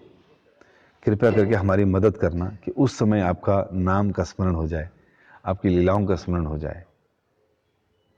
क्योंकि हम लोग अभी से तैयारी तो कर रहे हैं, लेकिन हमने सुना है कि प्राण पर्यान कवय कफ वात पित्त, मृत्यु के समय सब गड़बड़ होता है, शरीर लकड़ी जैसा हो जाता है, काष्ठ जैसा, हंगर और थर्स्ट के कारण, हाई फीवर के कारण, डिजीज के कारण लकड़ी काष्ठ जैसी हो जाती है। तब आपका स्मरण कैसे करेंगे भगवान? तो आपसे प्रार्थना है कि उस समय हमें अपना स्मरण करा देना, बस आपसे ये प्रार्थना है। भक्त तो यही बोलेगा और क्या बोल सकता है? अपनी तरफ से 100% दे सकता है और भगवान से प्रार्थना कर सकते हैं कि मेरे साथ ऐसा करना। तो भगवान जवाब में क्या कहते हैं? इसके जवाब में नहीं, वैसे एक जगह अलग बोला भगवान ने, कहते हैं कि कई बार मेरे भक्त पूरा जीवन मेरा स्मरण करते हैं, मेरा कीर्तन करते हैं, मेरे बारे में श्रवण करते हैं, लेकिन अंत समय में कई बार उनका शरीर काष्ठ जैसा हो जाता है, बीमारियों की वजह से बोल नहीं पाते, कफ वात से गला भर जाता है। तो कईयों को लगता है कि उस समय क्या होगा? कहते लेकिन मैं पर्सनली उसके हृदय में एंटर कर कर उसको स्मरण कराता हूं। जब डॉक्टर्स कहते हैं ना, देखो आंखें नहीं खोल रहे, सुन नहीं रहे, आखिरी बार क्या मिल लो, लोग कहते हैं अरे यार इतनी भक्ति करी इसने, तो देखो हिल नहीं रहा, बोल नहीं रहा, डोल नहीं रहा, हम किताब दिखा रहे हैं, गीता दिखा रहे हैं, फोटो दिखा रहे हैं, ये कर क्या रहा है? भगवान उसको उसके हृदय में एंटर करके अपना स्मरण कराते हैं। ये भगवान स्वयं कह रहे हैं कि मैं अपने भक्तों को, जिन्होंने पूरा जीवन भक्ति की, एहसान फरामोश थोड़ी हैं भौतिकतावादी लोगों की तरह। भगवान कह रहे हैं कि आई पे अटेंशन। ऐसे कैसे हो सकता है? कोई एक बार बोल ले तो उसका उद्धार करने को तैयार हूं मैं।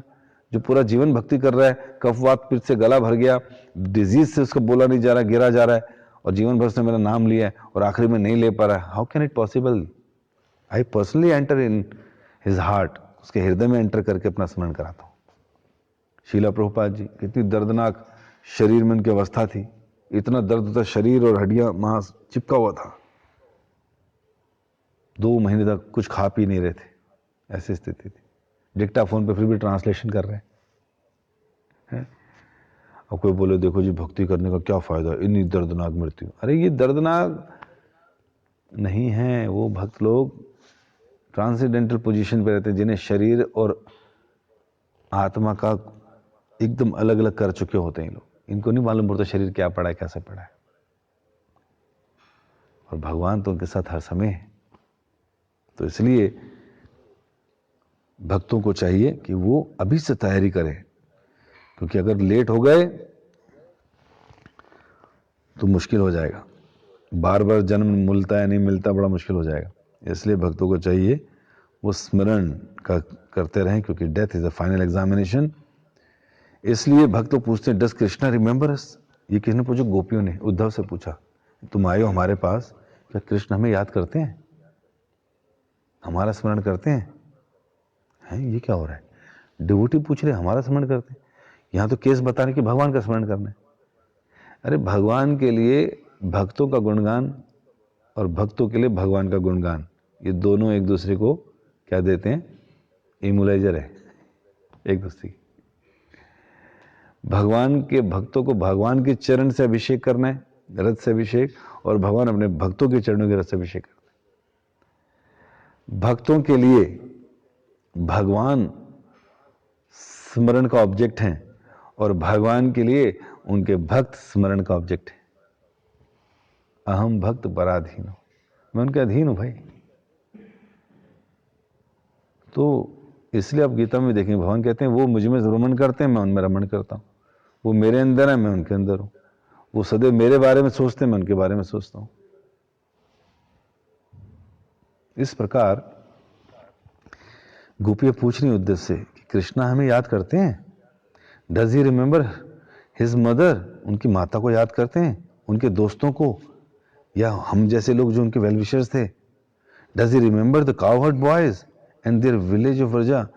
ब्रज, ब्रज को याद करते हैं, उनके दोस्तों को याद करते हैं, उनके मित्रों को याद करते हैं, जिनके खुद मालिक बने घूमते थे ब्रज के? वो अपनी गायों को याद करते हैं, वृंदावन फॉरेस्ट को याद करते हैं जहां उन्होंने इतनी लीलाएं करी, या वो गोवर्धन हिल को याद करते हैं कि नहीं?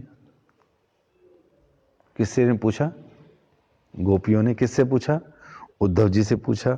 उद्धव जी वहां पर बड़े समय बाद आए थे, क्योंकि भगवान बोल कर गए थे मैं यूं गया और यूं आया, आए नहीं।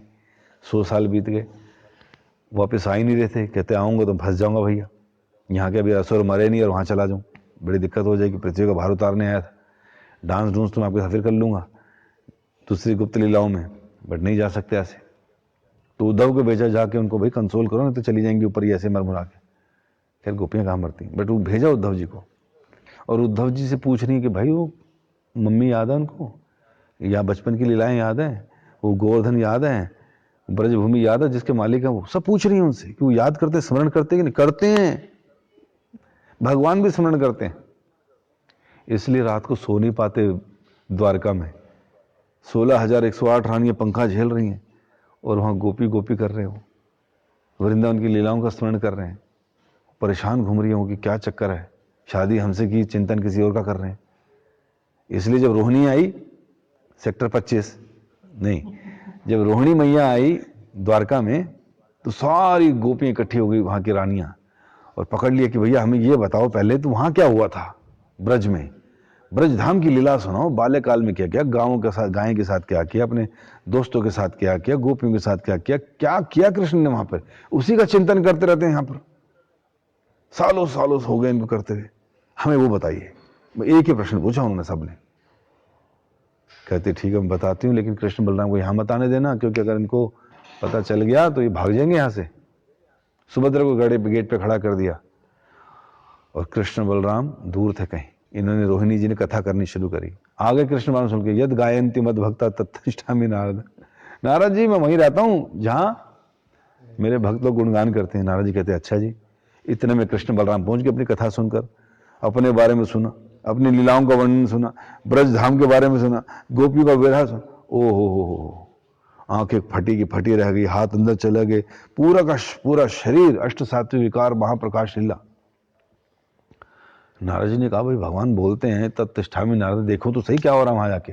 देखो, अरे सच में कथा चल रही थी और ये वहीं पर उपस्थित हैं, और देखो इनकी हालत क्या हो गई। ये है स्मरण गोपियों का, ब्रजधाम का, भगवान का। तो ये हालत हो गई। तो जगन्नाथ जी का दर्शन, ये भगवान का विरह, भगवान का प्रेम है ब्रज के प्रति, जो उनकी ये दशा कर दी जिसने। चैतन्य महाप्रभु जब कई वर्षों तक जगन्नाथपुरी में रहे तो क्या था, वही विरह जो गोपियों ने भगवान कृष्ण से महसूस किया था, उसी विरह को सहने के लिए आए राधा रानी के रूप में। कृष्ण से विरह महसूस किया वही, इसलिए हमेशा गुमसुम रहते थे, गिर जाते थे, जमीन पे लोटने पोटने लगते, कृष्ण का नाम अंदर घुसते ही यह हालत होती थी। हमेशा स्मरण करते रहते, गंभीरा में भगवान का स्मरण कर करके अपनी चिन्ह को दीवार से रगड़ते थे। क्या करूं, कमरा बंद है, कहां जाऊं, कृष्ण क्यों नहीं है यहां पर, दरवाजे बंद पड़े हैं, बाहर गार्ड्स हैं 3-4 डिवोटीज के रूप में, फिर भी छेद से निकल के पहुंच जाते समुद्र, जाके वहां मिलते थे। इतना स्मरण असहनीय हो जाता था भगवान से, अपने भक्त प्रेमियों का स्मरण करते करते। तो ऐसा स्मरण किनको दिखाना है? भक्तों को। जो हमने बात शुरू की थी, यम यम वापिस स्मरण भाव, ये तो उनके लिए की थी कि जो अभी इस संसार में फंसे पड़े हैं, आहार निद्रा भय मिथुन में, काम क्रोध लोभ में, जन्म मृत्यु जरा व्याधि में। ऐसे लोगों को डराया जाता, भैया भगवान का स्मरण कर लो, भगवान का स्मरण कर लो, भगवान का कर लो तो धाम चले जाओगे, जन्म मृत्यु से बच जाओगे। लेकिन जो भगवान के भक्त है ना, शुद्ध भक्त, वो 5 प्रकार की मुक्तियों को तिरस्कार कर देते, नहीं चाहिए कहते हैं। सारी दुनिया को भगवान कह रहे हैं अंतधाम में नाम लो और मेरे धाम में आओ, वो कहते नहीं चाहिए भैया, तुम्हारा नहीं चाहिए मुक्ति, ना सालोक्य चाहिए, ना सामीप्य चाहिए, ना सृष्टि चाहिए, ना सायुज्य चाहिए, ना सारूप्य सामीप्य सालोक्य सृष्टि और सायुज्य, कुछ नहीं चाहिए। क्या चाहिए फिर भैया? इतनी भक्ति किस लिए कर रहे हो फिर? कहते ताकि आपके बारे में और श्रवण करें और कीर्तन करें, आपकी सेवा में रहें, जहां पर भी जाएं बस आपकी सेवा करते रहें, इसलिए कर रहे हैं।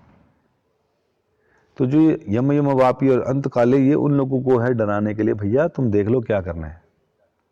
लेकिन भक्तों को तो कोई फर्क ही नहीं पड़ता शरीर बदलने से, वो तो सेवा कहीं भी करवा लो, चाहे नरक भेज दो वहां तैयार है, स्वर्ग भेज दो वहां तैयार है, सेवा करो, एंजॉय के लिए नहीं, सेवा के लिए। तो धाम भगवान अपने बुला ले वहां तैयार है, या भगवान जिस धाम में जा रहे हैं वहां तैयार है सेवा करने के लिए।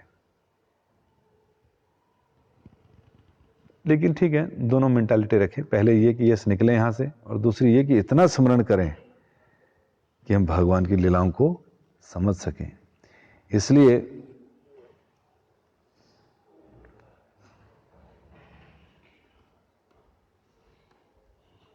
भक्त लोग जो भगवान का स्मरण कीर्तन करते हैं, वो एक क्षण भी भगवान के बगैर नहीं रह सकते। इसलिए स्मरण के बारे में जो हम लोग श्लोक कोट कर रहे हैं, जो 7वें स्कंद से प्रभुपाद भी कहते हैं, after one regularly perform the process of hearing and chanting and after the core of once heart is clean, जब रेगुलर श्रवण करने से और कीर्तन करने से जब एक समय के बाद व्यक्ति का हृदय साफ हो जाता है, स्मरणम रिमेंबरिंग इज रिकमेंडेड, अपने आप ही स्मरण होने लगता है, या one then after that hearing and chanting one can start remembering Krishna, because now he has heard how Krishna looks like, कहाँ रहते हैं, क्या करते हैं, then he can remember, not artificially in premature stage, no no, after the heart is cleansed, तब। क्योंकि अभी गंदे हाथ गंदे हृदय के साथ कुछ स्मरण करने की कोशिश करेंगे ना, तो सब गड़बड़ हो जाएगा। हमारे अपने ही भगवान होंगे, कोई अपना ही रूप होगा उसके अंदर किसी भगवान का, अपनी लीला बनाते रहेंगे। कि एक बार भगवान कृष्ण जो हैं मोटरसाइकिल से जा रहे थे, चश्मा लगा रखा था भगवान, वो जी मेरे को तो ऐसे सपने आते हैं। अबे ये क्या देख रहे तू हैं, थोड़ी स्मरण करता मैं भगवान का। भाई ये सब नहीं करना अपना स्मरण, पहले श्रवण तो कर लो अच्छे ढंग से। श्रवण का मतलब जब भगवान की कथाओं सुनोगे, जैसे सुखदेव गोस्वामी परीक्षित महाराज को सुनाई, परीक्षित महाराज ने अंतिम समय में स्मरण करके मृत्यु पे विजय पाली। किसका स्मरण किया?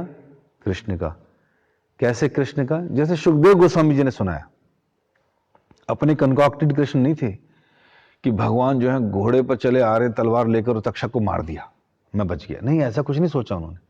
जैसा सुखदेव गोस्वामी जी ने सुनाया, इतना श्रवण कर लिया तो वो अपने आप ही स्वतः ही स्मरण हो जाता हो, क्योंकि हार्ट वॉज क्लेंज्ड, पूरी तरह से क्लीन था।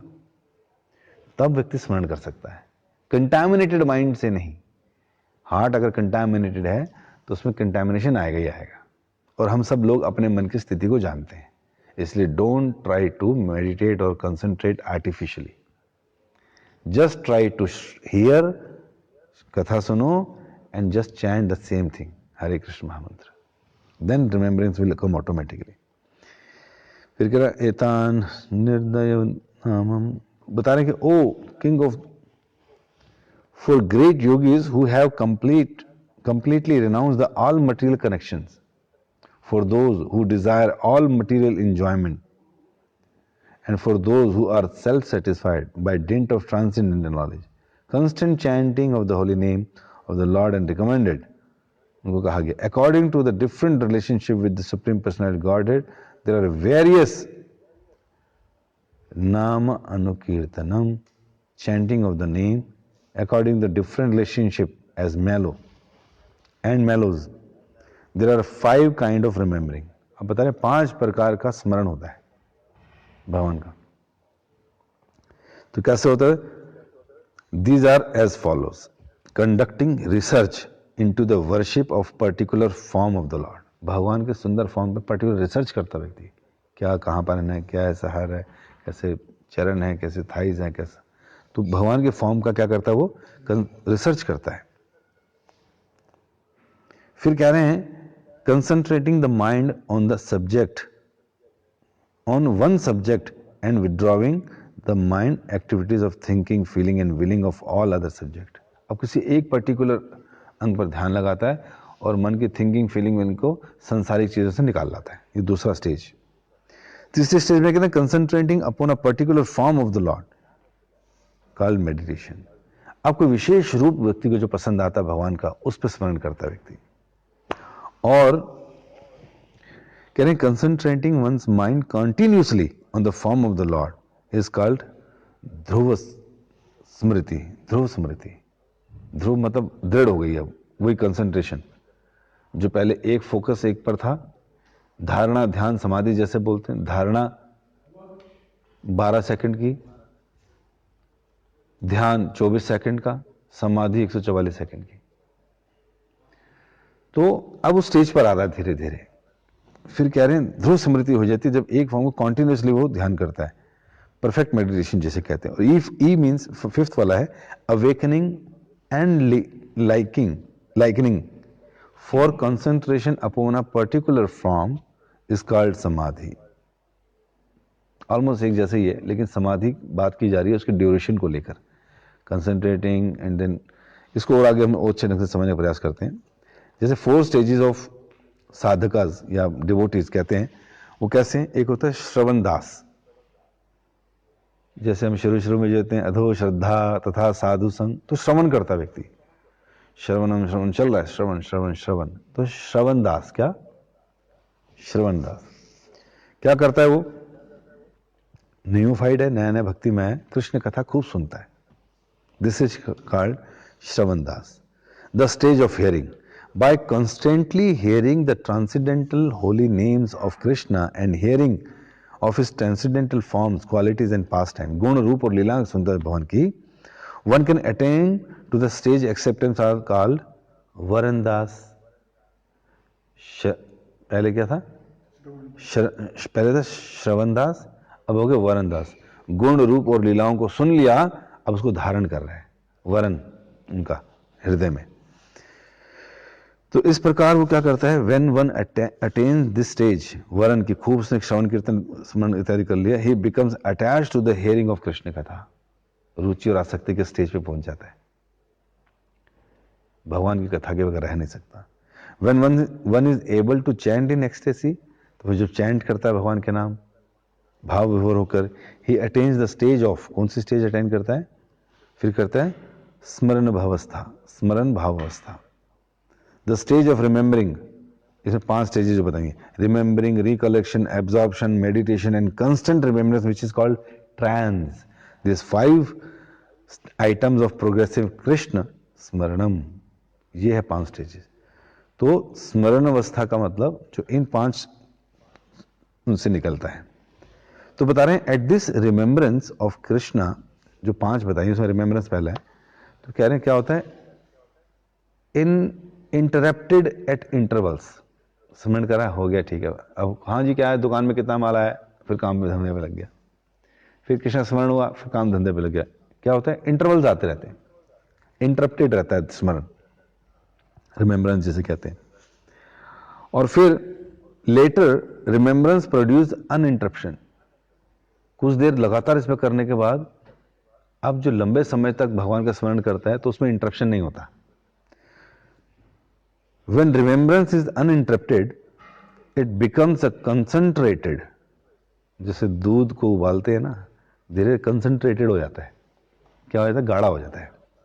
वैसे ही हमारा स्मरण अब रिमेम्बरेंस क्या हो रही है, गाढ़ी हो रही है। तो कह रहे हैं becomes concentrated and is called meditation. जब कंसंट्रेटेड हो गया तो उसको मेडिटेशन की संज्ञा दी गई। फिर कह रहे हैं when meditation expands and becomes constant, वही मेडिटेशन गाढ़ा हो गया और वो कंस्टेंट उतना ही रहता है उसी स्टेज पर, it is called anusmriti. By uninterrupted unceasing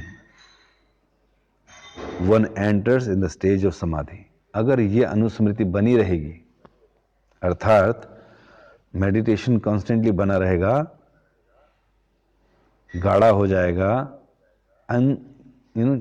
seizing and uninterrupted, तो क्या होगा, समाधि की स्टेज आ जाएगी। तो फिर वो जो व्यक्ति था ना जो वरण दास बन गया था, अब वो स्मरण दास बन जाएगा। क्या समाधि आ गई ना, समाधि का मतलब constant engagement of mind in the supreme Lord. In that stage he becomes स्मरण दास। गेम कहां से शुरू थी, श्रवण दास से। फिर सारे गुण रूप राम लीलाओं को वर्ण कर लिए तो वरण दास हो गया। और अब मेडिटेशन हैज बिकम कांस्टेंट, तो ही बिकेम स्मरण दास, है ना बिंदास, तो स्मरण दास हो गया। और फिर कह रहे हैं at this stage samadhi has fully developed, the soul comes to understand his original relationship या constitutional position at the time he can perfectly and clearly understand his eternal relationship with Krishna। अब क्योंकि वो इस स्टेज पर पहुंच गया, स्मरण दास, meditation has become trance, fully stick within Krishna स्वरूप। अब उस स्टेज में क्या हो रहा है, he develops original constitution position within relationship to Krishna. इसका मतलब क्या हो गया, भाव आ गया, मेडिटेशन, समाधि। अब the last stage is Prem. In that stage sadhaka जो क्या था, अभी क्या बन चुका था वो, स्मरण दास, वो बन जाता है संपत्ति दास। संपत्ति मतलब assets.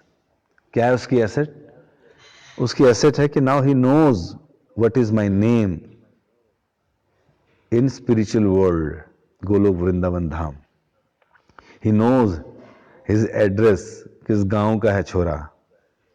He knows his age, he knows colour of his clothing, he knows the relationship with Krishna. Small दोस्त है, बड़ा दोस्त है, मिडिल दोस्त है, गोपी है, पेरेंटल, क्या है, ये उसकी असली संपत्ति है। देन ही बिकम संपत्ति दास। This is the perfection of life, nectar of devotion, chapter 8 purports में प्रभुपाद जी। इसी पर्पट को प्रभुपाद ने 5 रूप से अलग बोला उसमें। तो जब व्यक्ति इस प्रकार इन स्टेजेस से गुजरता है स्मरण की,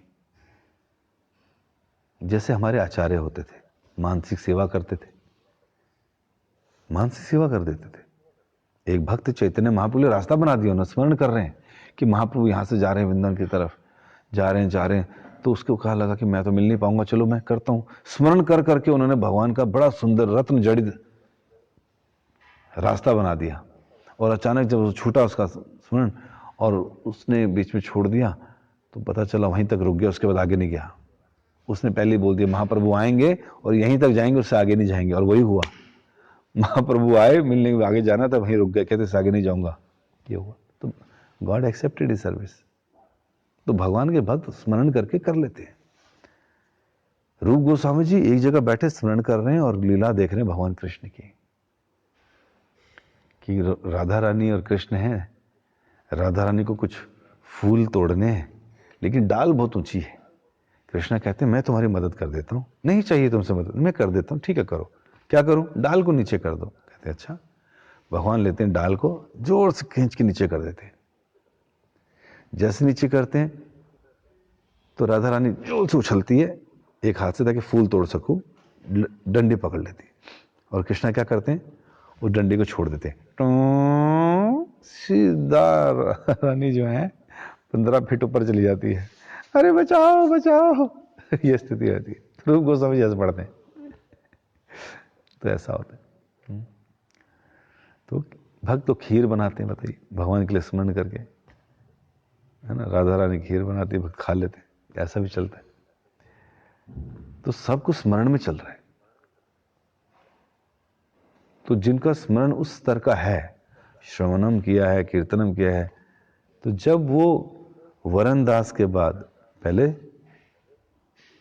श्रवणदास, फिर वरनदास, फिर स्मरणदास, और फिर संपत्ति दास बनता है, तब उसका अधिकार जब बन जाता है। फिर भगवान उसकी मुट्ठी में आ गए। जैसे भक्त बोलेगा भगवान ऐसे करेंगे। इसलिए भगवान ने स्वीकार कर लिया, अहम भक्त पराधीन, उनके अधीन रहता हूं मैं, वो जैसा चलाएंगे तो चलूंगा। गोपियां कहती थी कान्हा हमारी ड्रेस पहन, लहंगा चोली, कान्हा पहन ले। भोर मटकी तोड़ता है ना तू, अब चल डांस करके दिखा, कर डांस हाथ ऊपर करके, अम्मा देख तेरा मुंडा बिगड़ा जाए, अम्मा देख। तो कान्हा को ऐसे नचाती हैं गोपियां। क्यों? क्योंकि उन्होंने उस स्टेज को प्राप्त कर लिया। इसलिए भगवान कृष्ण कहते हैं सबके लिए, अनन्यश्चेता सततम यो माम स्मरति नित्यशाह, मेरा जो स्मरण करता है नित्यशाह, रोज, हर समय, हर क्षण, तस्या हम सुलभम पार्था, ऐसे लोगों के लिए मैं बड़ा सुलभ हूं, है ना। ये सुलभ शब्द सुना है ना आपने? लोग पब्लिक कन्वीनियंस के लिए जाते हैं, उसका नाम भी सुलभ शौचालय लिखते हैं लोग। क्यों? क्योंकि जहां भी है सुलभ हो गया। तो वो लोग जिनको बहुत प्रेशर लगता है वो समझ सकते हैं कि सुलभ शौचालय कितना जरूरी है। भगवान कह रहे तत्से हम सुलभम, भाई उन लोगों के लिए जिन लोगों का जीवन मरण का चक्कर नहीं खत्म हो रहा, उनके लिए मैं सुलभ हूं। कब? जब अनन्य चेता, जब वो अनन्य चेता होके और किसी अन्य का नहीं, केवल मेरा स्मरण करते हैं, नित्य शाह, अर्थात नित्य युक्त योगिना, मेरे से नित्य में युक्त, मेरे से रहते हैं, सर्विस में लगे रहते हैं मेरी। इसलिए इंपॉर्टेंट स्मरण is very much essential, and this स्मरण can only be done by a person who has done so much of श्रवण, सो मच ऑफ कीर्तन, then it will automatically come. और जब हम तीर्थों में जाते हैं तो क्या करते हैं? तीर्थों में जाने का मतलब ही ये है कि जिन भी तीर्थों में जाएं वहां की लीला सुने, वहां के विग्रहों का दर्शन करें, वहां के रूप को देखें और उसका स्मरण करें। फिर बाद वृंदावन जाएं, नवद्वीप मायापुर जाएं, परिक्रमाएं करें, ये सब स्मरण करने के लिए। इसीलिए तो बोला गया, जब हम लोग ब्रह्मचारी, गृहस्थ, वानप्रस्थ, संन्यास, तो जो गृहस्थी तक तो सब कुछ खत्म कर देते हैं हम लोग, तो फिर वानप्रस्थ इसलिए बोला जाता है कि भैया जाओ, अब वनों की तरफ जाओ, और जो कंटामिनेशन गृहस्थ लाइफ में हो गया था उससे बाहर निकलो। किस लिए? ताकि हम स्मरण कर सकें। तो इस प्रकार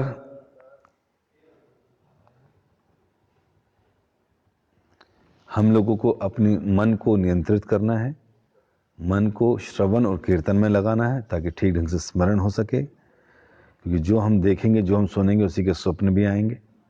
कल सुंदर सुबह लीला होगी माधवेंद्रपुरी की, वो भी इसी से संबंधित है। उनको स्वप्न आते हैं भगवान के, हमें स्वप्न आते हैं हमारे कुकर्मों के, है कि नहीं? तो इसलिए हमें क्या करना है,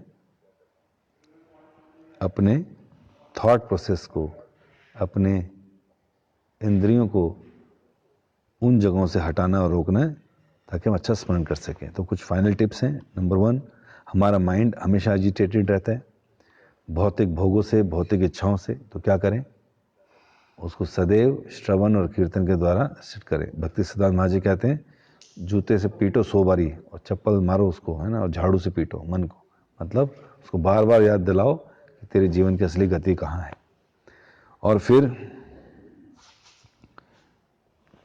मन को भर दो कृष्ण कथा से। लोग कहते हैं भाई हम 2 मिनट के लिए मन भक्ति में लगाते हैं, 2 मिनट में लगता ही नहीं, मन उछल जाता है। भाई 2 मिनट लगाओगे तो किसका नहीं उछलेगा? 24 घंटे लगाओ ना, 24 घंटे तो संसार में है, तो फिर वही याद आएगा।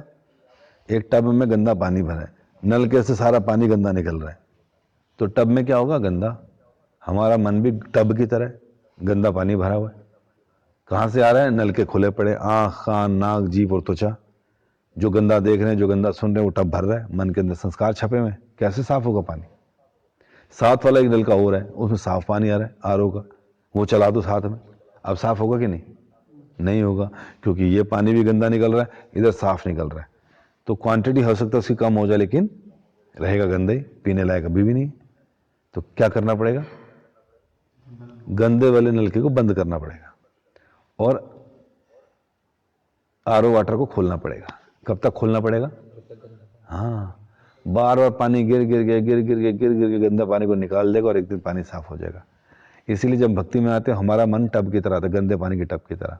और अभी भी लोगों ने दोनों नल के खोल रखे, हम सब ने अपने दोनों नल के खोल रखे। उसमें भी जो आरओ का पानी का नल का है, वो 1.5-2 घंटा खोलते हैं और 20-22 घंटा कौन सा चलाते हैं? गंदे पानी का। सोचते हैं जी हमारा तो सब हो गया जी, हम तो तीर्थ नहाए जी, हमारा तो मन साफ है ना, मन बड़ा चंगा हमारा। चंगा नहीं है, गंदा है वो। क्या करना पड़ेगा? जो इनपुट है, गंदे इनपुट से रोकना पड़ेगा, असत्संग त्यागना पड़ेगा, प्रतिकूल चीजों को छोड़ना पड़ेगा, अनुकूल चीजों को स्वीकार करना पड़ेगा और बिल्कुल बंद कर कर साफ पानी चलाना पड़ेगा। आपको कि मुझे काम धंधा करना है, ऑफिस करना है, बिजनेस करना है, पड़ोस सब कुछ करना है तो है ना, तो फिर कैसे गंदा पानी का नल काटेंगे? लोग दिख ही जाती चीजें। प्रयास तो करो, बाकी मेहनत भगवान कर लेंगे। आप प्रयास करो कि मैं प्रतिकूल चीजों से दूर रहूंगा और श्रवण कीर्तन बढ़ाऊंगा, और जहां मेरी इंद्रियां गलत जगहों पर जाती, गलत चलचित्र देखती, गलत उन चीजों से रोकूंगा। और फिर इस प्रकार करने से क्या होगा कि धीरे धीरे धीरे धीरे हमारा जो गंदा पानी भी है वो भी साफ हो जाएगा। कारण कि अब इन्हीं आंखों से हम भगवान का दर्शन कर रहे हैं, कानों से कृष्ण कथा सुन रहे हैं, जीवा से भगवान के नाम का जप कर रहे हैं और भगवान का ही प्रसाद खा रहे हैं। तो इन इंद्रियों से क्या होगा? हमारा शुद्धिकरण शुरू हो जाएगा। इसलिए भगवान ने कहा मां मनुस्मृत, मेरा स्मरण करते रहो और मेरे लिए कार्य करो। यद करोषि यद अदनाशी यद जुहोषि ददासी यद तपस्यासी कौन्तेय तद कुरु शमत। जो कर लिया भैया, जो इकट्ठा भी कर लिया, वो भी समर्पित करो भगवान को, शुद्ध हो जाओगे। इस प्रकार करना और कंट्रोल करना मन को बुद्धि के द्वारा, और बुद्धि को ठीक करना गीता और भागवत के द्वारा, श्रवण के द्वारा, और फिर श्लोकाओं को पढ़ना मन को एंगेज करने के लिए, स्तुतियां याद करना भगवान की ताकि हम प्रार्थना कर सकें, धाम यात्रा करना ताकि वहां के इंप्रेशन छप सकें, भक्तों के गुणों को सुनना, गुणों को देखना, उनको गुणों को लिखना कॉपी में ताकि मन उसमें एंगेज हो सके, कृष्ण के सुंदर गुणों को, उनकी सुंदर लीलाओं का स्मरण करना, लीलाओं को लिखना। इससे हमारा मन पॉजिटिवली एंगेज होगा और स्मरण हमारा एक दिन फलीभूत हो जाएगा, ट्रांस और समाधि के स्टेज पे पहुंच जाएंगे। ये हमारे स्मरण का फायदा होगा। धन्यवाद आप सबका। हरे कृष्णा जी।